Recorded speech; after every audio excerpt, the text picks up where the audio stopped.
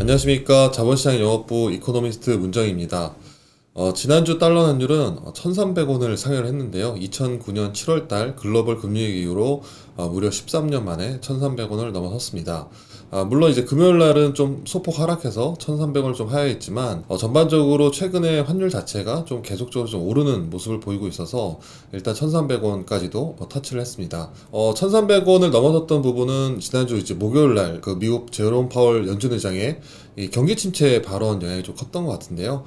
물가 안정을 위해서 금리 인상을 계속 매진하겠다라는 부분이랑 처음으로 이제 연준 의장이 경기 침체가 올 수도 있다라는 발언 때문에 국내 시장에서의 투자 심리가 상당히 좀 위축됐습니다. 목요일 국내 증시가 좀 큰 폭으로 하락하면서 매물이 좀 많이 나왔고요. 외국인 순매도로 이어지면서 이 환율이 1,300원을 넘어섰습니다. 이번 주에는 28일 날 미국에서의 그 컨퍼런스 보드 소비 기대 지수 발표가 있고요. 7월 1일 금요일에는 이제 한국 쪽에서의 6월달 무역 수지가 발표될 예정입니다. 우선 이제 미국 컨퍼런스 보드 소비 기대 지수를 주목하는 이유는 미국 쪽에서 이제 소비 부분이 전체 경제의 70%를 차지하는데요.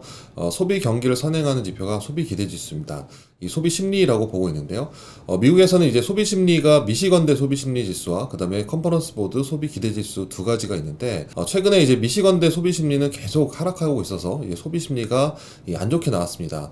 하지만 이제 컨퍼런스 보드 쪽에서는 소비 기대가 비교적 양호했는데요. 아마 6월달 그 소비 기대 지수는 저널이보다는 좀 큰 폭으로 좀 하락할 것으로 보고 있습니다. 그래서 100포인트 내외로 좀 떨어지면서 저널 이제 106포인트보다는 훨씬 낮아지는 모습인데요.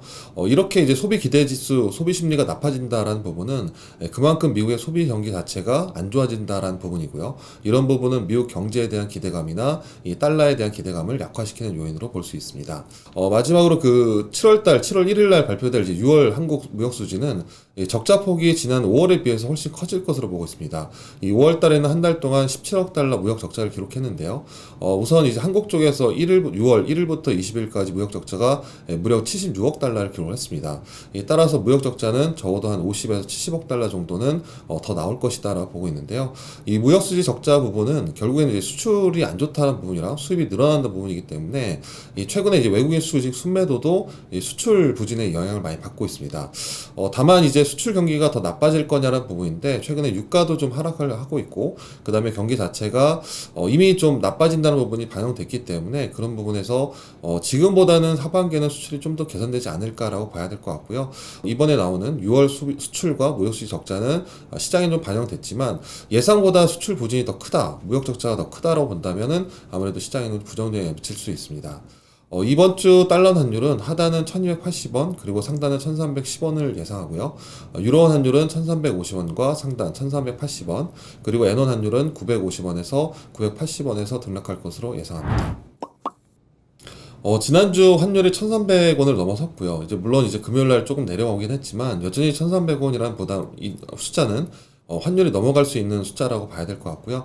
최근에 이제 받는 질문으로는 이제 얼마까지 갈 거냐라는 질문을 많이 받는데, 사실상 1,300원을 넘어서는 것도 예상보다는 좀 높은 수준이라 보고 있는데요. 문제는 이제 최근에 환율이 조금씩 계속 올라가고 있기 때문에 사실상 1,300원 이상도 그렇게 무리한 수준은 아니다라는 시각이 좀 지배적인 것 같습니다.